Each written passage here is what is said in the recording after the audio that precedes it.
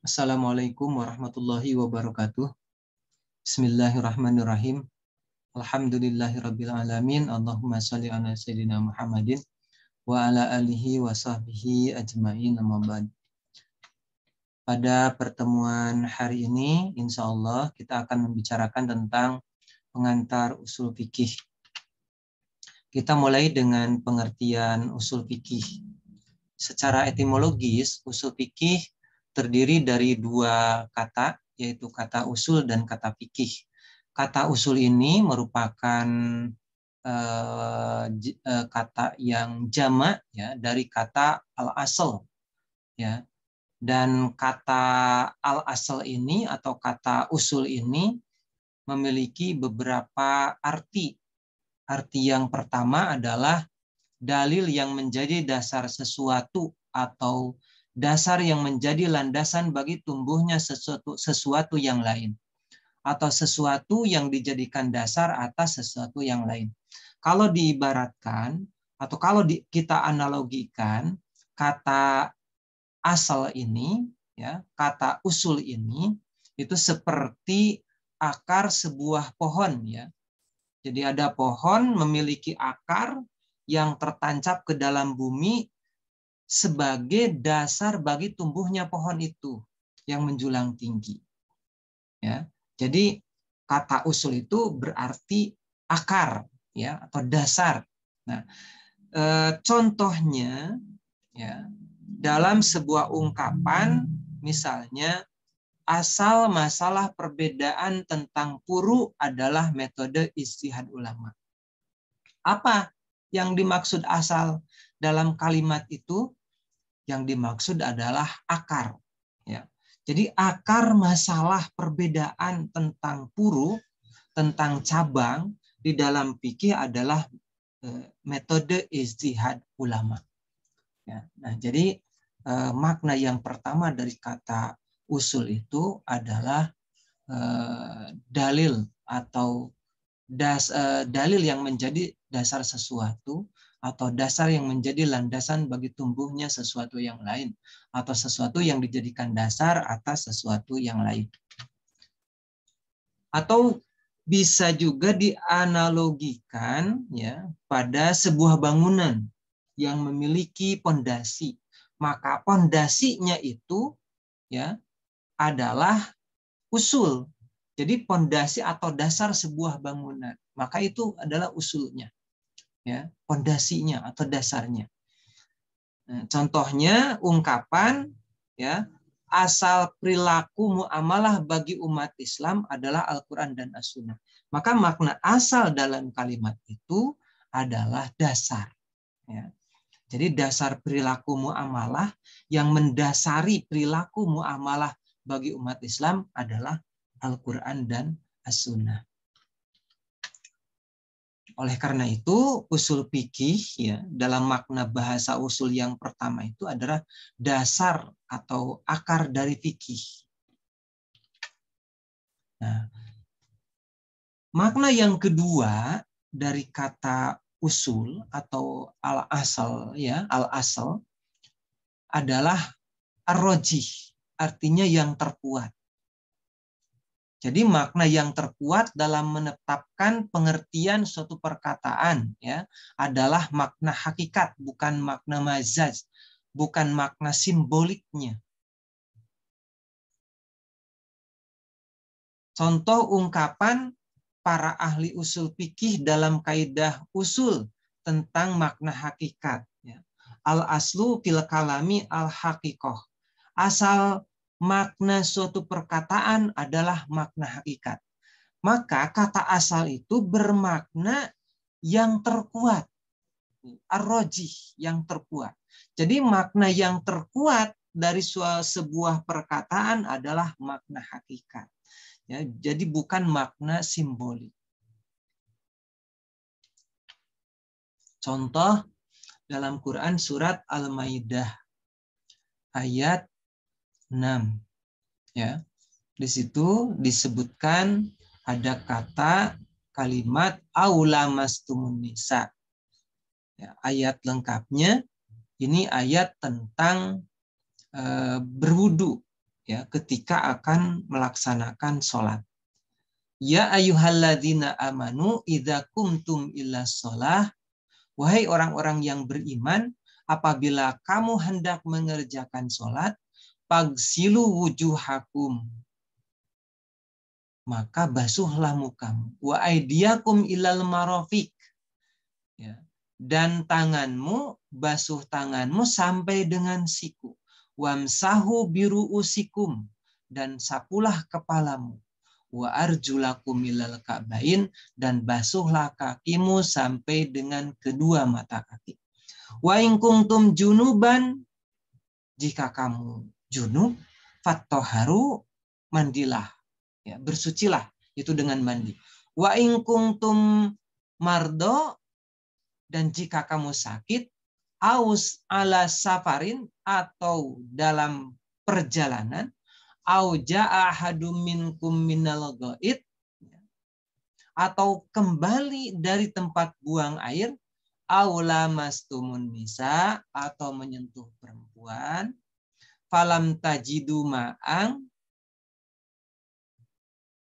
lalu kamu tidak memperoleh air, patayammamu so'idan thayyiba, maka bertayamumlah dengan tanah yang baik, dengan tanah yang bersih. Di situ ada kata lamastumunisa, menyentuh perempuan. Nah, makna lamasa, ya, menyentuh, itu ada dua. Ada makna hakikat, ada makna majaz. Makna hakikat dari lamasa adalah menyentuh dengan tangan. Sedangkan makna simboliknya, makna majaznya adalah bersetubuh. Kalau kemudian kita melihat tadi, ya, kaidah usuliyah, al aslu fil kalami al haqiqah, ya. Jadi makna yang terkuat itu adalah makna hakikat, maka makna lamasa, ya, menyentuh, dalam Quran surat Al-Maidah ayat 6, au lamastumunisa, menyentuh perempuan, berarti maka makna yang terkuat adalah makna hakikat. Kalau begitu maknanya adalah menyentuh dengan tangan. Itu, ya, itu jadi kita bisa melihat bahwa kata asal tadi dalam kaidah, ya, dalam kaidah usuliyah ini, al aslu, asal di situ, ya. Makna asal itu adalah ar-rajih, yang terkuat, ya, yang terkuat.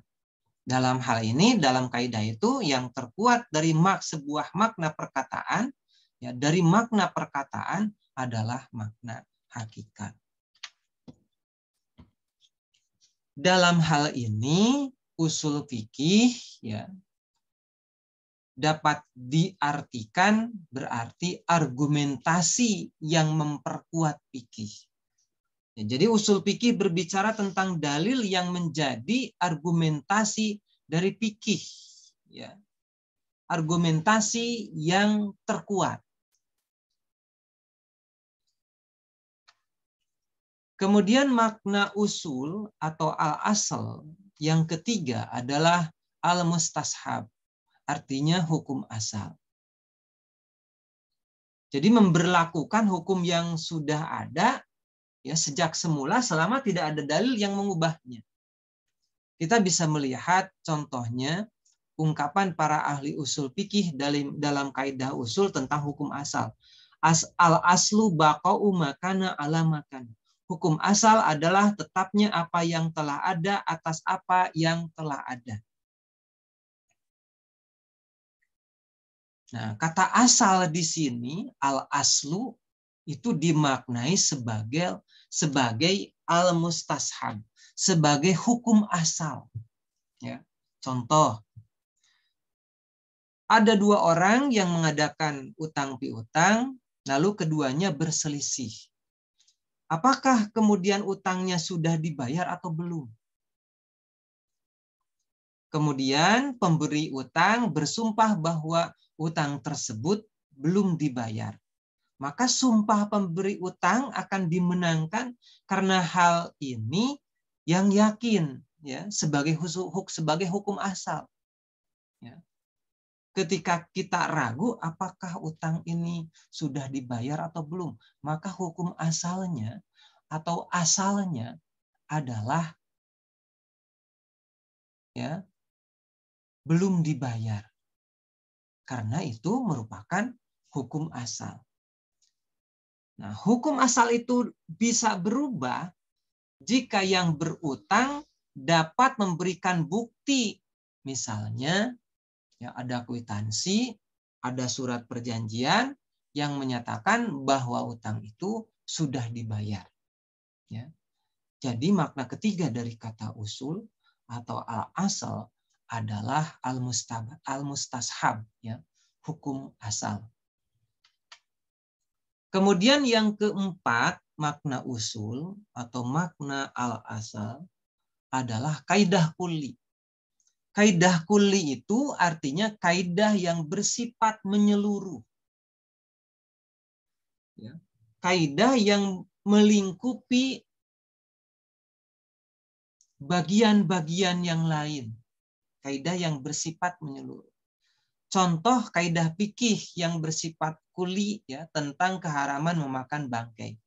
Kullu maitatin haramun. Setiap bangkai adalah haram. Nah, ini merupakan kaidah kulli. Ya. Merupakan kaidah kulli. Dan kaidah kulli ini merupakan asal. Ya, merupakan asal.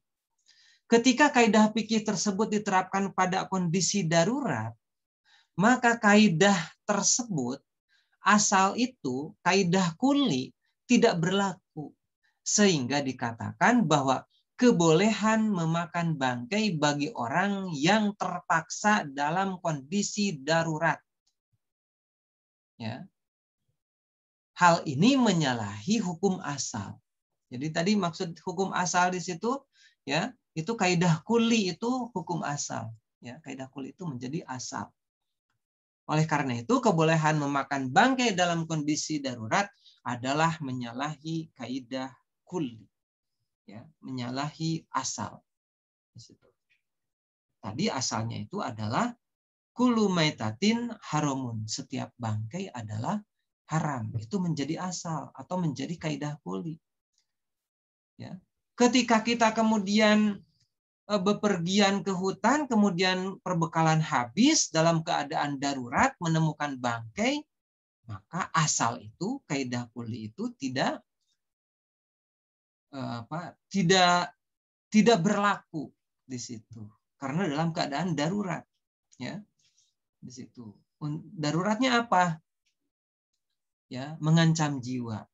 Daripada mati, mendingan memakan bangkai. Hanya sebatas, ya, sebatas untuk memperkuat diri saja, tidak sampai berlebihan. Di situ. Itu dalam kondisi darurat itu seperti itu. Ya. Nah, jadi makna keempat dari usul itu atau dari asal itu adalah kaidah kulli. Kemudian makna yang selanjutnya, makna yang kelima adalah makis alaih. Jadi makis alaih itu adalah pokok hukum yang menjadi tempat menganalogikan, ya, atau tempat memperbandingkan makis, tempat memperbandingkan sesuatu yang diserupakan. Sebenarnya istilah makis alaih itu, ya, ada ketika kita sedang membicarakan tentang kias, ya, tentang kias. Nanti ada di kias, ya. Contohnya, ketidakbolehan melakukan transaksi gadai atau transaksi utang piutang pada saat dikumandangkannya adzan Jumat yang dianalogikan kepada ketidakbolehan transaksi jual beli pada saat adzan Jumat dikumandangkan. Karena adanya kesamaan ilat hukum, ya. Karena adanya kesamaan motivasi hukum, yaitu kesibukan yang melupakan sholat ketika datang waktu panggilan salat Jumat. Ya, panggilan salat Jumat itu adalah adzan, ya, adzan Jumat di situ. Nah, ini contohnya, ya. Quran surat Jum'ah ayat 9. Ya ayyuhalladzina amanu idza nudiya lis-sholati mi yaumil jumu'ati fas'au ila dzikrillahi wa darul bai'. Wahai orang-orang yang beriman, bila telah diserukan untuk sholat pada hari Jumat, segeralah berzikir, mengingat Allah, dan tinggalkanlah jual beli. Ada wazarul bai'. Ya. Di dalam Quran surat Jum'ah ayat 9 ini, secara tekstual, ya, itu yang ditinggalkan adalah al-bai'. Wazarul bai', tinggalkanlah jual beli. Nah, persoalannya kemudian, ya, apakah transaksi-transaksi tersebut selain jual beli adalah termasuk transaksi yang harus ditinggalkan? Ya. Kalau melihat makna dari asal itu makis aleh, ya,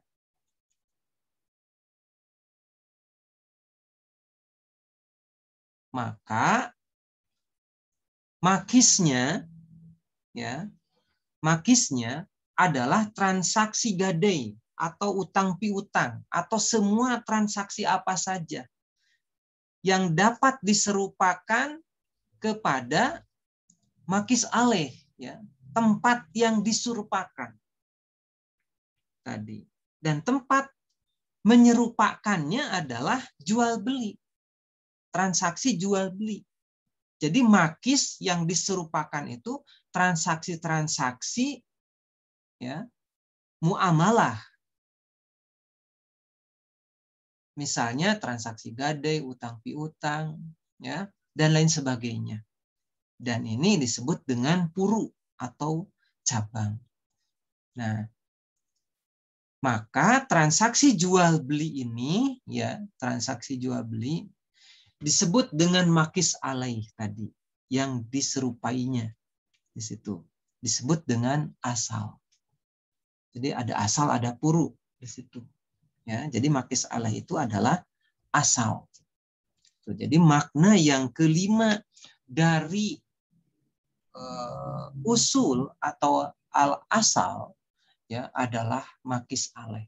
Pokok hukum yang menjadi tempat menganalogikan atau memperbandingkan makis.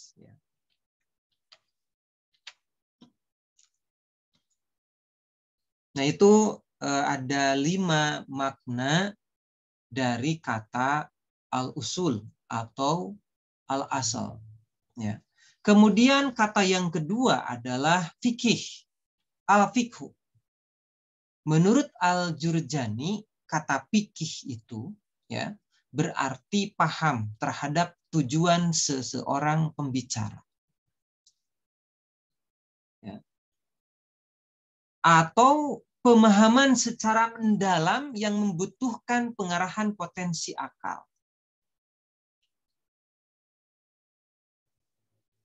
Nah, makna fikih, pemahaman secara mendalam yang membutuhkan pengarahan potensi akal, itu ada disebutkan dalam Quran surat An-Nisa ayat 78. Ya. Fama liha ula il qaumi la yakaduna yafqahuna hadisa. Maka mengapa orang-orang itu, orang-orang munafik, hampir-hampir tidak memahami pembicaraan sedikit pun. Jadi yang dimaksud di dalam ayat tersebut adalah pemahaman yang mendalam yang membutuhkan pengarahan potensi akal. Kata fikih, ya, kata fikih. Nah, secara istilah, fikih mengandung arti mengetahui ketentuan hukum syara untuk berbagai perbuatan mukallaf melalui kajian-kajian ijtihad dari dalil-dalilnya yang terperinci. atau mengetahui hukum-hukum syara yang amaliyah. Yang amaliyah itu mengenai perbuatan perilaku dengan melalui dalil-dalil yang terperinci. Itu arti fikih secara istilah. Ya. Fikih juga dapat diartikan sebagai ilmu yang dihasilkan berdasarkan pikiran serta ijtihad, ya, penelitian yang memerlukan wawasan dan perenungan. Itu makna secara istilah dari kata fikih. Ya. Jadi kalau begitu, apa itu usul fikih? Usul fikih adalah ilmu yang menjadi dasar atau pondasi ilmu fikih dalam arti sebagai turukul istinbat. Jadi turukul istinbat itu cara-cara yang ditempuh seorang mujtahid dalam mengeluarkan hukum dari dalilnya, baik dengan menggunakan kaidah-kaidah syariah seperti qiyas, istihsan, maslahah mursalah, istishab, ajariah, dan lain sebagainya, maupun dengan menggunakan kaidah-kaidah kebahasaan seperti dilalah lafziyah, mantuk, mafhum, hakikat, majaz, mutlak muqayyad, dan lain sebagainya. Ya. Atau kaidah-kaidah usuliyah lainnya. Agar fikih hukum, ya, jadi fikih hukum hasil ijtihad itu yang dihasilkan meraih sebanyak mungkin nilai-nilai syariah. Nah, jadi usul fikih itu adalah sebagai turukul istinbat.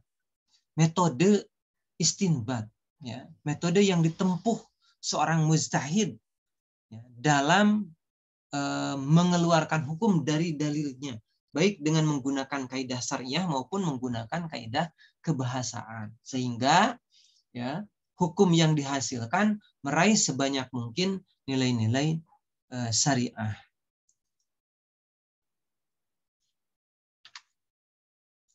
Nah, secara terminologi, usul fikih, ya, didefinisikan oleh para ulama ahli usul.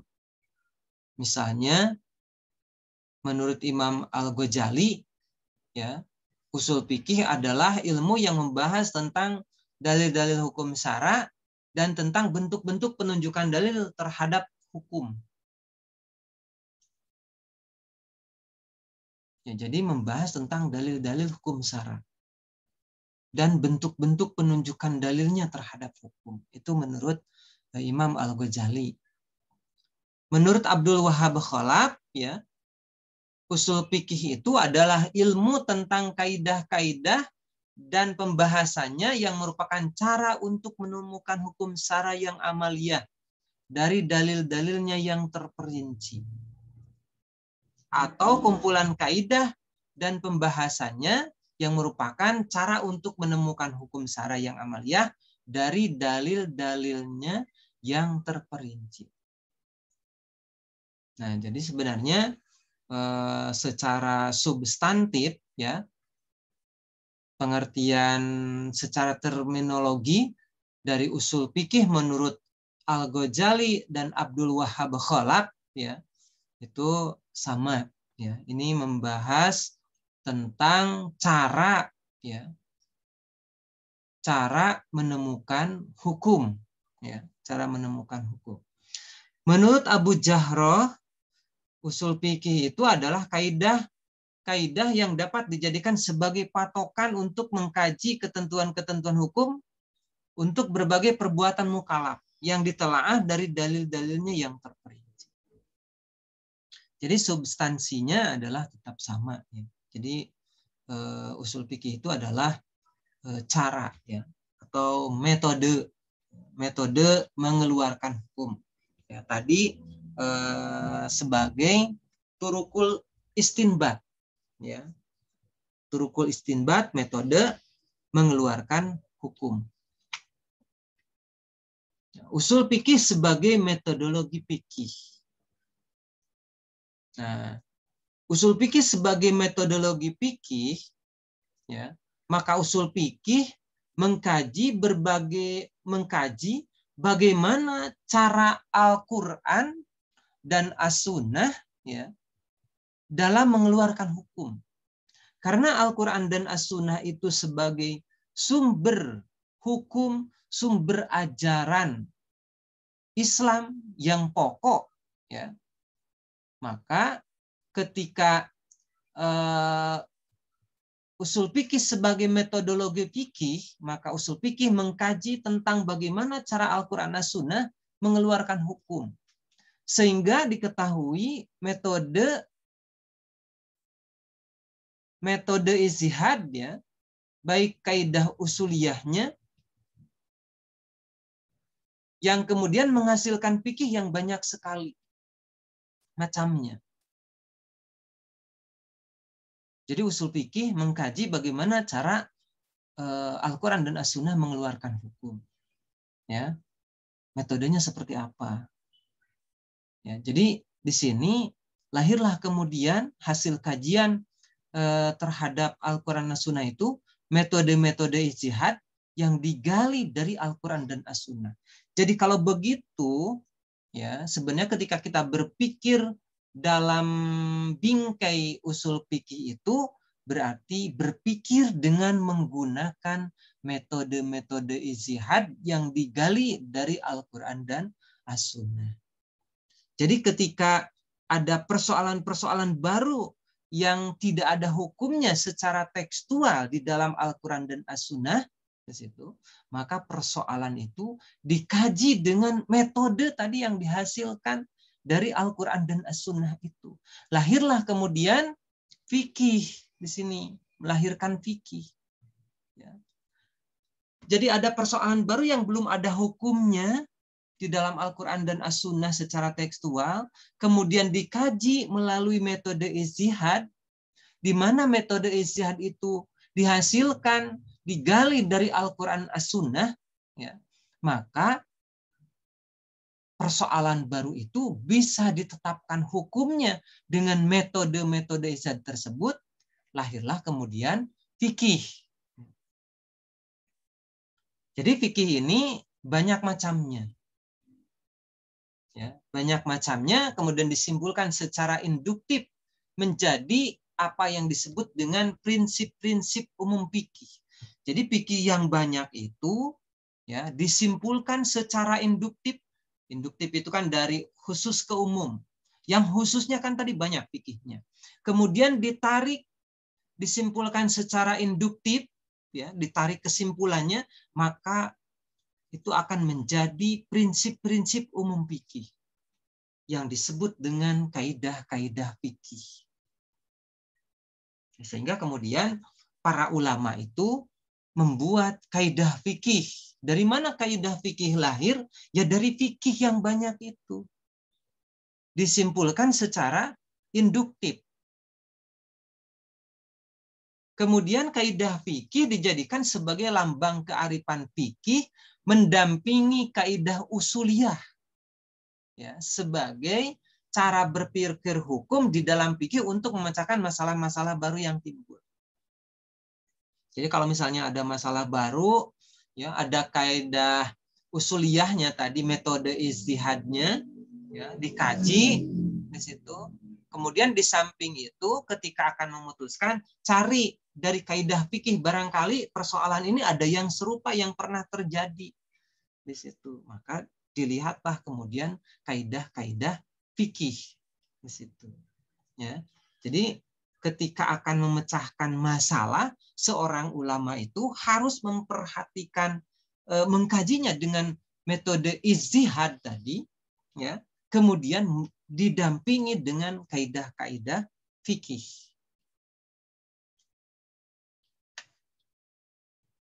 Nah, ini terbentuknya kaidah fikih, ya, terbentuknya kaidah fikih.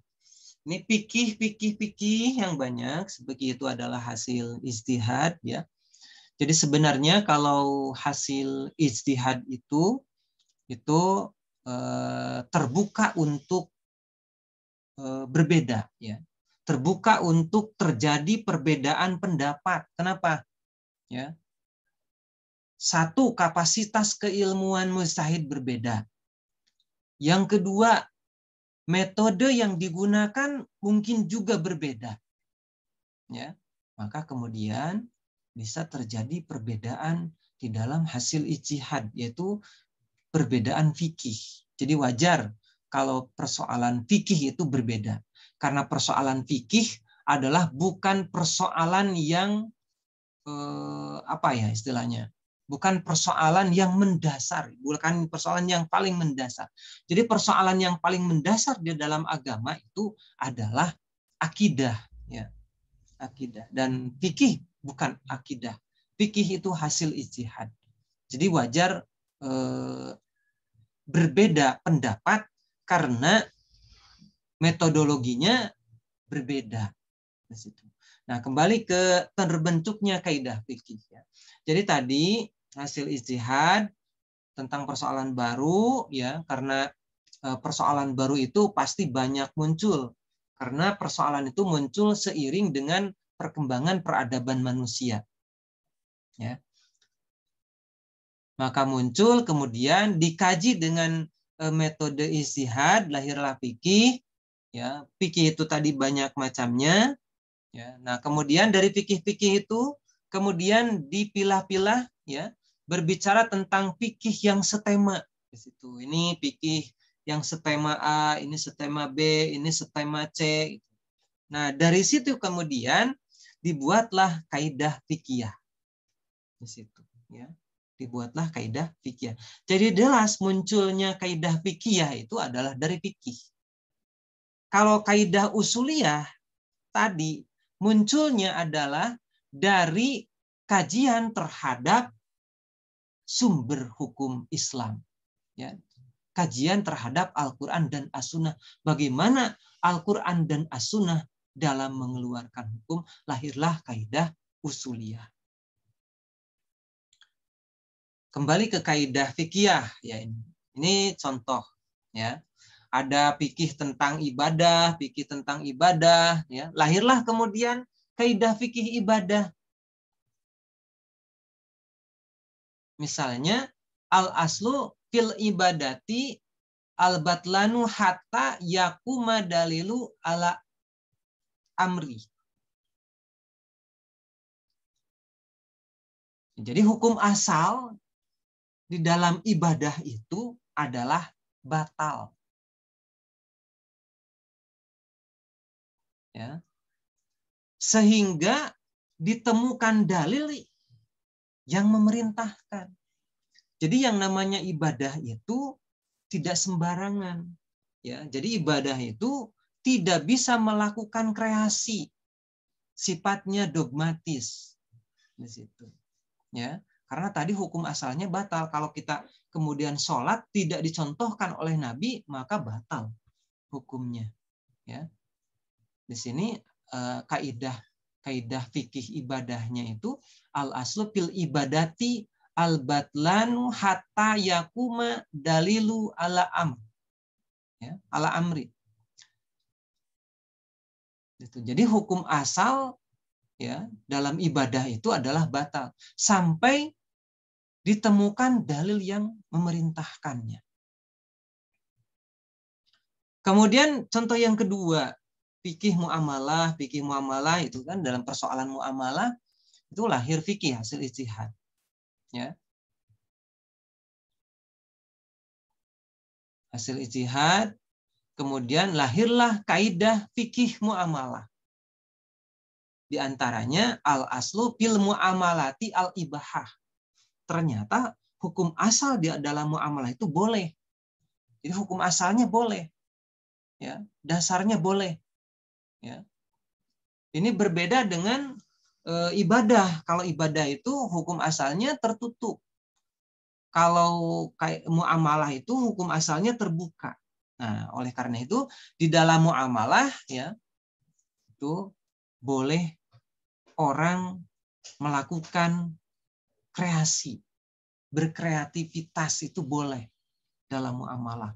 Sepanjang tidak bertentangan dengan dalil Al-Quran dan As-Sunnah. Itu tidak bertentangan dengan prinsip-prinsip umum Al-Quran dan As-Sunnah. Misalnya di dalam muamalah, ya, apakah kemudian boleh enggak naik kendaraan bermotor, ya, itu persoalan muamalah. Nah, boleh, karena hukum asalnya adalah al-ibahah. Dan banyak lagi contohnya, ya, dalam muamalah itu, karena tadi itu muamalah itu berkembang seiring dengan peradaban manusia. Kemudian yang ketiga, tadi ada fikih nikah gitu. Di situ dibuatlah kemudian kaidah fikih nikah. Ya, contohnya al-aslu fil ibdoi at-tahrim. Jadi hukum asal nikah itu haram. Ya. Sampai terjadi akad. Di situ. Ya. Sampai terjadi akad. Nah, ini barangkali, ya, bagaimana terbentuknya kaidah fikih. Ya, di mana kaidah fikih itu dibentuk dari fikih-fikih yang banyak, ya, yang kemudian disimpulkan secara induktif, lahirlah kaidah fikih. Nah, sekarang kaidah usuliyah di sini, ya. Kalau tadi kaidah usuliyah itu muncul ketika, ya, dilakukan pengkajian terhadap Al-Quran dan As-Sunnah. Nah, makanya di sini contohnya, ya, ada nas-nas Al-Quran, As-Sunnah, ya, di sini berbicara tentang hukum amaliyah tertentu dan setema. Lahirlah kemudian kaidah syariah. Ada kaidah usuliyah. Kaidah syariah itu dalil-dalil syariah, ya. Seperti tadi metode ijtihad, ya. Ada qiyas, masalah mursalah, ada istihsan, ada ajariah, ya, dan lain sebagainya. Kalau kaidah usuliyah itu lebih kepada kaidah-kaidah kebahasaan, ya, kaidah-kaidah kebahasaan. Nah, contoh nusus Al-Quran dan As-Sunnah tentang analogi, misalnya tentang kias, ya, itu kan bagaimana cara Al-Quran mengeluarkan hukum, bagaimana cara Al-Quran berbicara, ya. Nah, kalau berbicara tentang hal-hal yang setema itu tentang kias, ya, tentang metode kias, itu berarti di situ lahir, oh berarti Al-Quran juga mengkiaskan. Lahirlah kemudian metode kias. Kita lihat contohnya.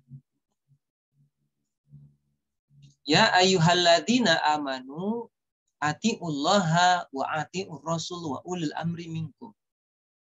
Fa in tanaza'tum fi syai'in farudduhu ilallahi wa rasul. Wahai orang-orang beriman, taatlah kepada Allah, taat kepada Rasul, dan kepada ulil amri di antaramu. Fa in tanaza'tum fi syai'in, apabila kamu berbeda pendapat tentang sesuatu, farudduhu ilallahi wa rasul, maka kembalikan kepada Allah dan Rasul. Jadi ketika tadi kan ada taat kepada Allah, Al-Quran, taat kepada Rasul, kepada As-Sunnah, taat kepada ulil amri, ya, sepanjang ulil amri itu taat kepada Allah dan Rasulnya, ya, di situ maka kita wajib mentaatinya. Maka kemudian dalam konteks fikih, ulil amri itu adalah ulama, ya. Ijma di situ. Ijma ulama. Kemudian fa in tanaza'tum fi syai'in, apabila kamu berbeda pendapat tentang satu, ini berbicara tentang persoalan yang tidak ada hukumnya, ya. Karena bisa berbeda pendapat tentang sesuatu. Kalau hukumnya jelas dalam Al-Qur'an dan Sunnah pasti akan sama. Tapi ketika kemudian ada persoalan baru yang tidak ada hukumnya, ya, di dalam Al-Quran dan As-Sunnah, hukumnya secara tekstual di dalam Al-Quran dan As-Sunnah, maka itu mengundang berbeda pendapat. Ya. Maka di sini Allah perintahkan farudduhu ilallahi wa rasul.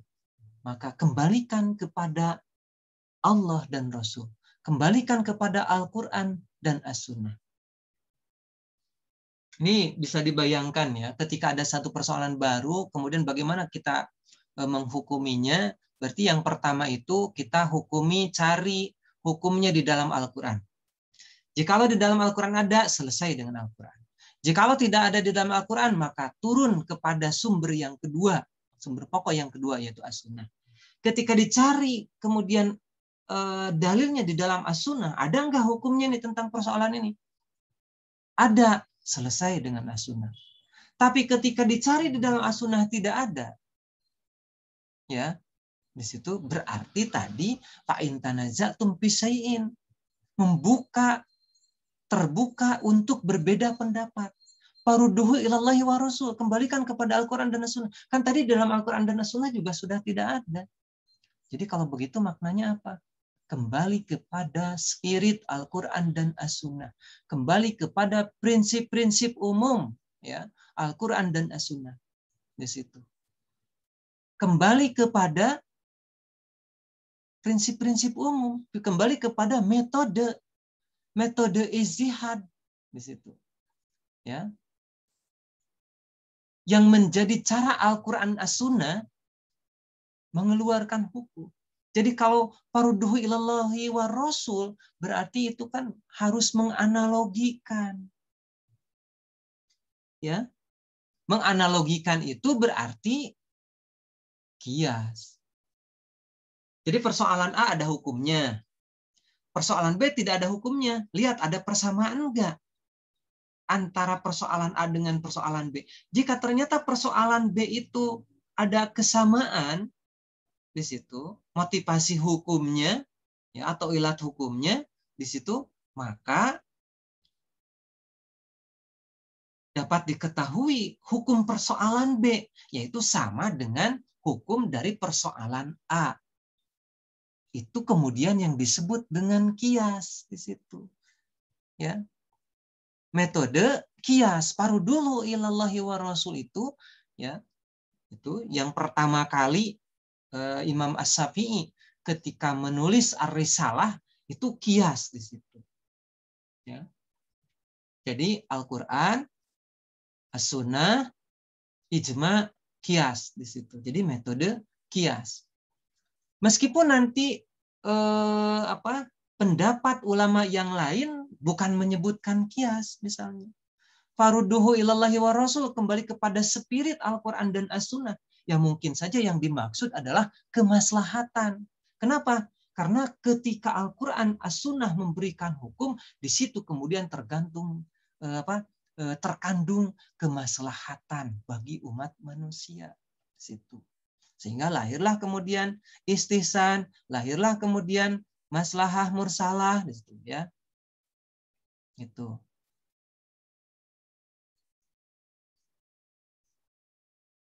Kemudian banyak juga di dalam Al-Quran, ya, ketika Al-Quran menjelaskan umat-umat terdahulu, di situ kemudian Allah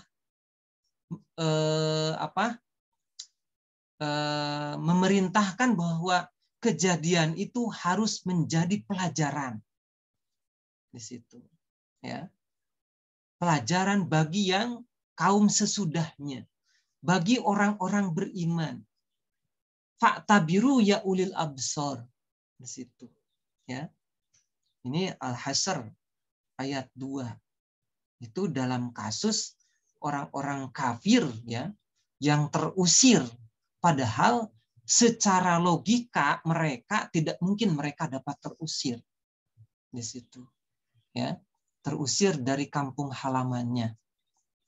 Maka harus menjadi pelajaran. Jadi ketika ada fa'tabiru ya ulil absor, jadikan pelajaran wahai orang-orang yang melihat gitu kan, yang memperhatikan.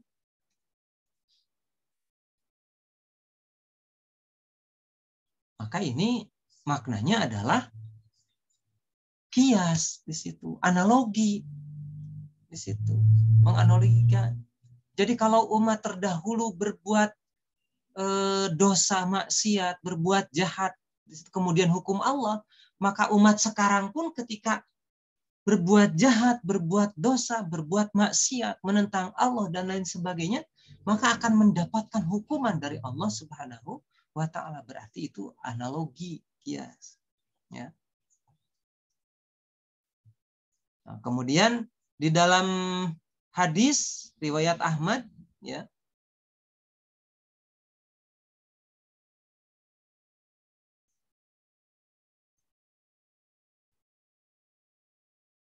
dan Abu Daud di situ ya, ini hadis ini berbicara tentang Umar bin Khattab, ya, yang mendatangi Rasulullah itu. Kemudian Umar bin Khattab itu suatu hari tertarik kepada istrinya, ya.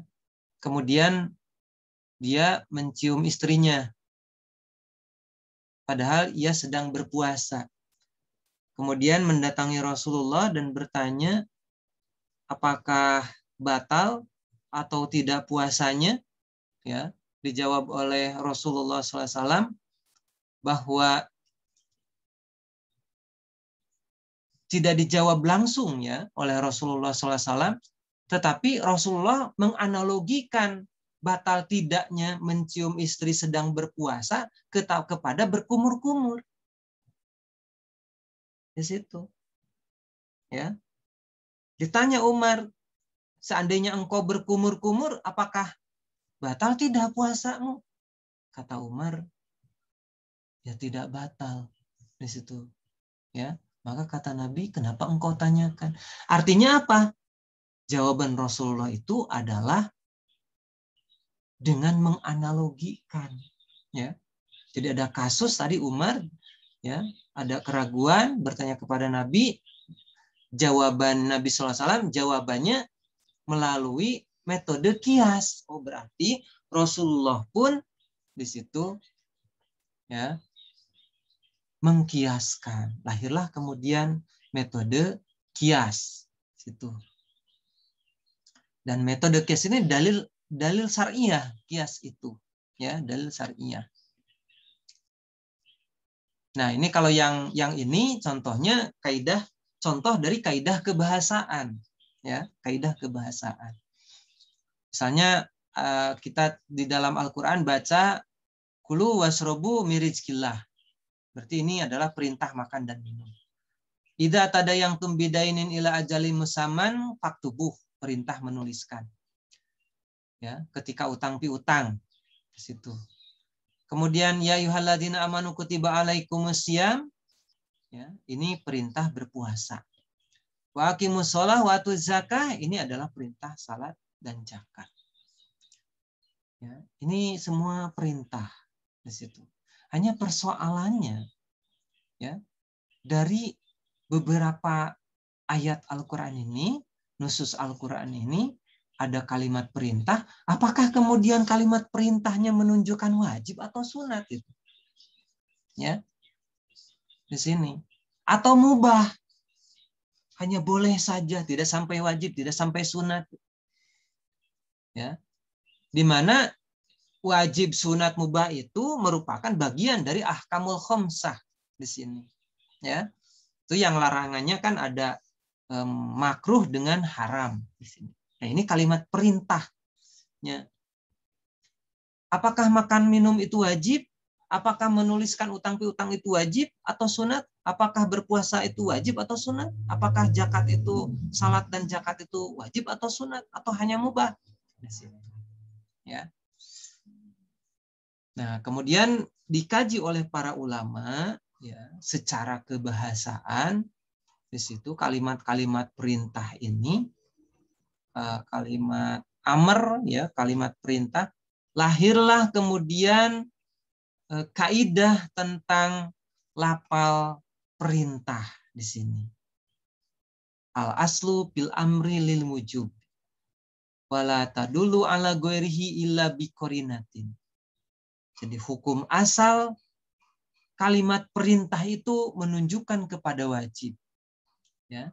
Wala tadulu ala ghairihi, dan tidak menunjukkan kepada selain wajib illa biqorinatin, kecuali ada korinah, ada petunjuk lain, ada dalil yang menunjukkan kepada selain wajib. Nah, ini kaidah ini yang kemudian disebut dengan kaidah usuliyah. Ya, kaidah usuliyah. Jadi di dalam usul fikih ini nanti kita akan berbicara tentang, membahas tentang kaidah syar'iyah, dalil syar'iyah, dan kaidah usuliyah. Ya, itu sekitar itu. Ya, sekitar itu. Nah, kemudian usul fikih sebagai epistemologi fikih. Ya. Jadi istilah epistemologi itu, ya, itu dipinjam dari filsafat ilmu. Ya. Jadi mengkaji tentang bagaimana cara memperoleh fikih di situ. Ya.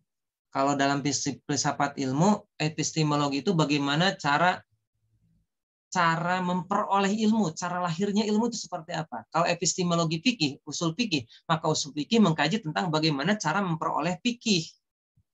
Itu. Ya, contohnya seseorang sholat dengan melafalkan usolli, disuarakan usolli, itu kan.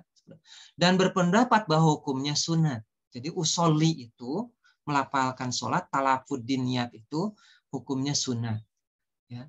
Nah, dengan meminjam istilah dalam filsafat ilmu, itu kan ada ontologi, ya, ada epistemologi, ada aksiologi. Nah, dengan meminjam istilah dalam filsafat ilmu, maka melafalkan usoli merupakan ontologinya, apanya, sesuatunya, ya, itu melafalkan usoli, talafuddin niatnya. Nah, kemudian mengapa ia berpendapat bahwa melafalkan usoli itu sunat? Nah, jawaban mengapa itu epistemologi. Ya. Bagaimana cara memperoleh fikih? Bagaimana sampai dia menyebutkan bahwa melafalkan usoli itu sunat? Nah, jawabannya adalah merupakan alasan yang mendasari pendapatnya itu. Ya, dalam istilah filsafat ilmu ini disebut dengan epistemologinya.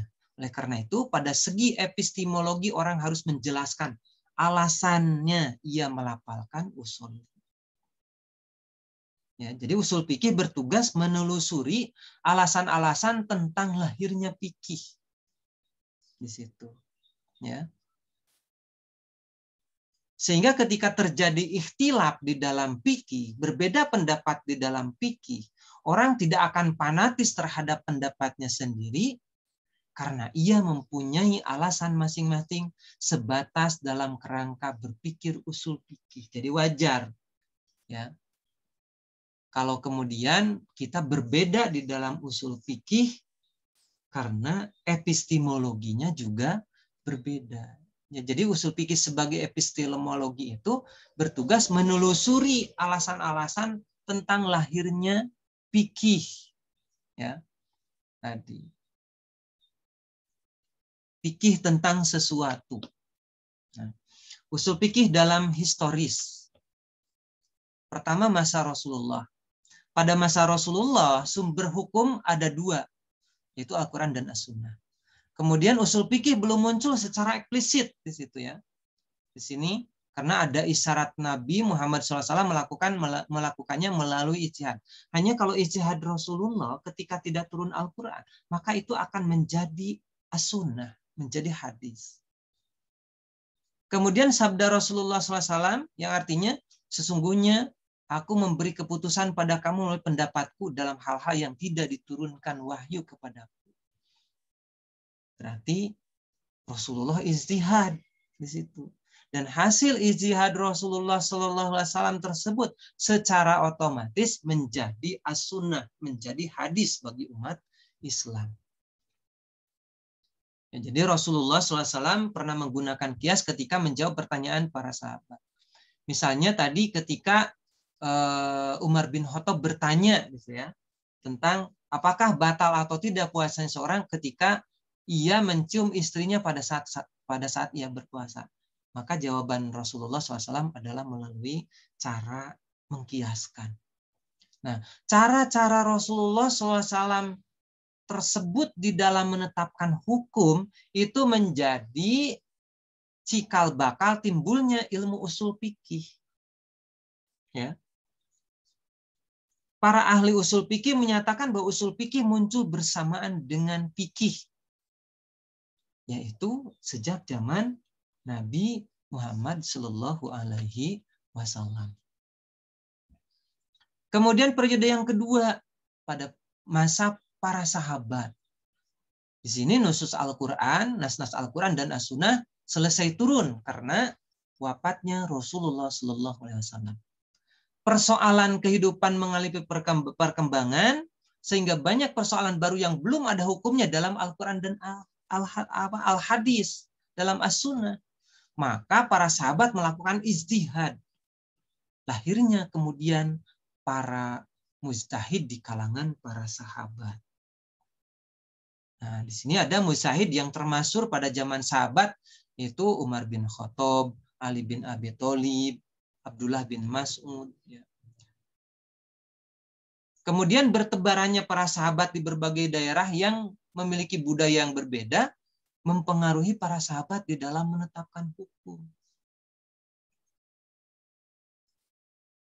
Kapasitas sahabat yang satu dengan lainnya berbeda, ya, sehingga cara pandang mereka terhadap persoalan di dalam menetapkan hukum pada kasus yang muncul berbeda.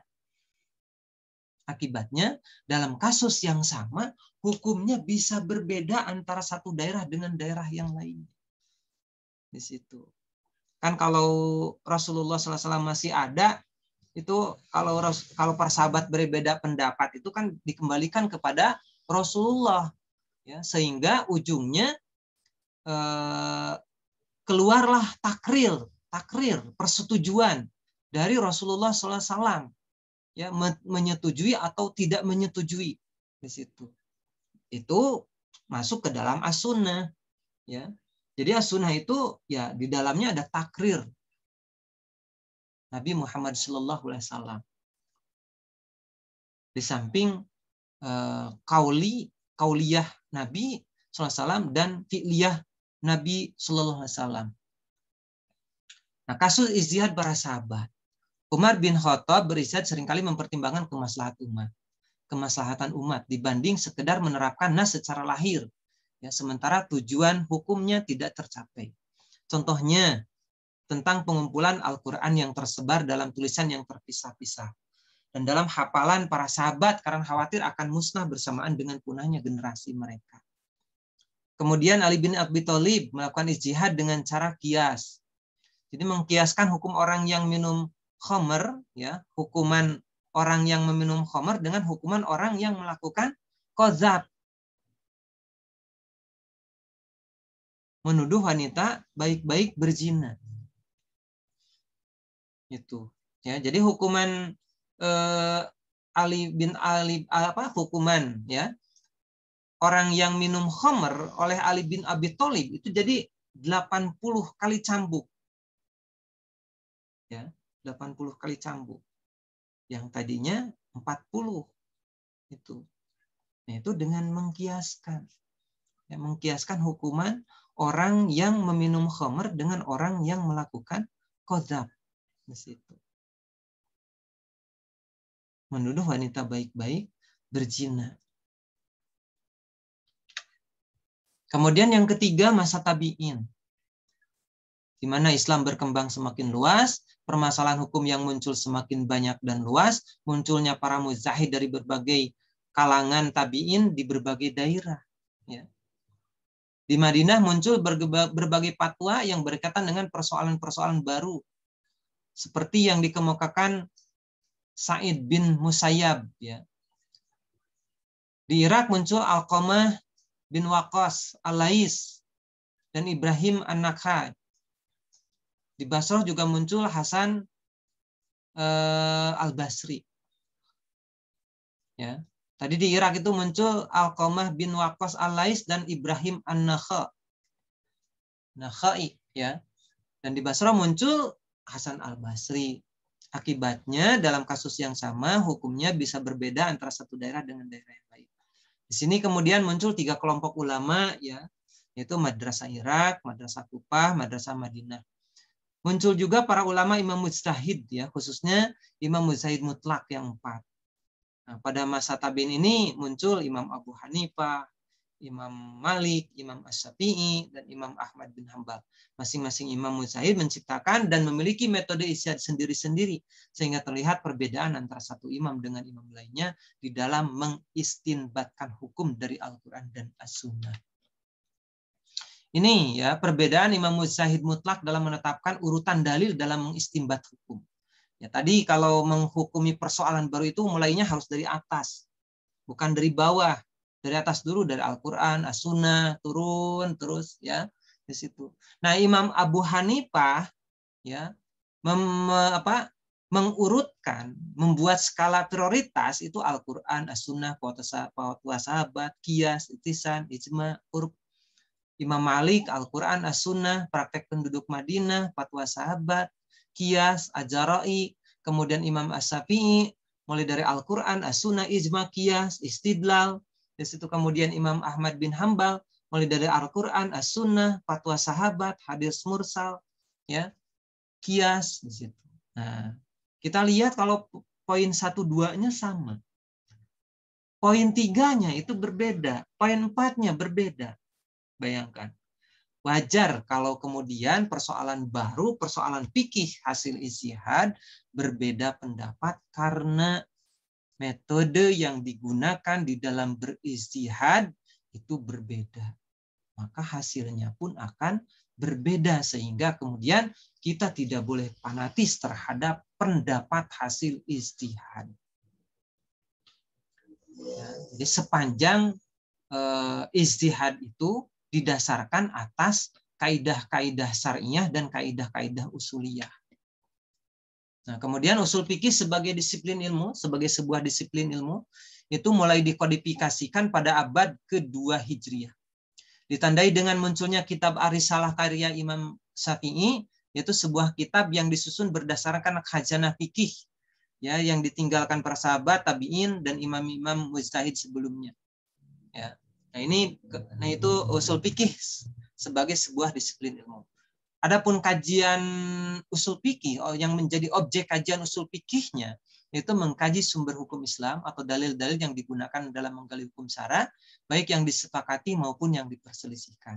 Kemudian mencarikan jalan keluar dari dalil-dalil yang secara lahir bertentangan. Ya. Ta'arud adillah. Ya. Apakah melalui jamu taufik, tarjih, nasah, gitu. Kemudian pembahasan tentang ijtihad, syarat-syarat dan sifat-sifat seorang mujtahid. Ya, kemudian pembahasan tentang hukum syara yang meliputi syarat dan macamnya, baik yang bersifat tuntutan maupun bersifat meninggalkan sesuatu perbuatan. Termasuk di dalamnya pembahasan tentang al-hakim, mahkum alaih, ya, ketetapan hukum dan perbuatan yang dikenai hukum. Kemudian membahas tentang kaidah-kaidah yang digunakan dan cara menggunakannya dalam mengistinbat hukum, baik melalui kaidah bahasa maupun melalui pemahaman terhadap yang akan dicapai oleh suatu nas. Ya. Pemahaman terhadap tujuan yang akan dicapai oleh suatu nas, yaitu maqasidus syariah. Ini kegunaan usul fikih, ya. Ini tadi objek kajian, yang ini kegunaan usul fikih. Ini kegunaan usul fikih memberi petunjuk tentang kaidah-kaidah dan cara-cara yang digunakan mujtahid dalam memperoleh hukum, ya, melalui metode ijtihad yang telah mereka susun. Kemudian yang kedua, memberikan gambaran tentang syarat-syarat yang harus dimiliki seorang mujtahid sehingga ia dapat menggali hukum-hukum syara dari nas secara tepat. Bagi masyarakat awam, ya, kegunaan usul fikih ini dapat mengerti cara para mujtahid menetapkan hukum sehingga dapat menjadikannya sebagai pedoman dan mengamalkannya. Yang ketiga, ulama fikih dapat menentukan hukum melalui berbagai metode yang dikembangkan oleh para mujtahid sehingga berbagai persoalan baru yang secara lahir belum ada nasnya, belum ada hukumnya, atau belum ada ketetapan hukumnya di kalangan ulama terdahulu dapat ditentukan hukumnya, dapat diijtihad sehingga dapat ditentukan hukumnya. Kemudian yang keempat, berperan penting dalam memelihara agama dari salah penggunaan dalil yang terjadi. Yang kelima, dapat disusun kaidah-kaidah umum kuli, ya, kaidah kuli yang dapat diterapkan untuk menetapkan hukum yang muncul dari berbagai persoalan sosial yang terus berkembang. Dan yang keenam, kegunaan usul fikih itu dapat diketahui kekuatan dan kelemahan suatu pendapat sejalan dengan dalil yang digunakan dalam berijtihad, sehingga para peminat hukum Islam dapat melakukan tarjih, ya, salah satu dalil. Itu mungkin yang dapat disampaikan, ya, di dalam pengantar usul fikih. Mudah-mudahan dapat dipahami, dapat dicerna. Itu saja yang bisa disampaikan, lebih kurangnya mohon maaf.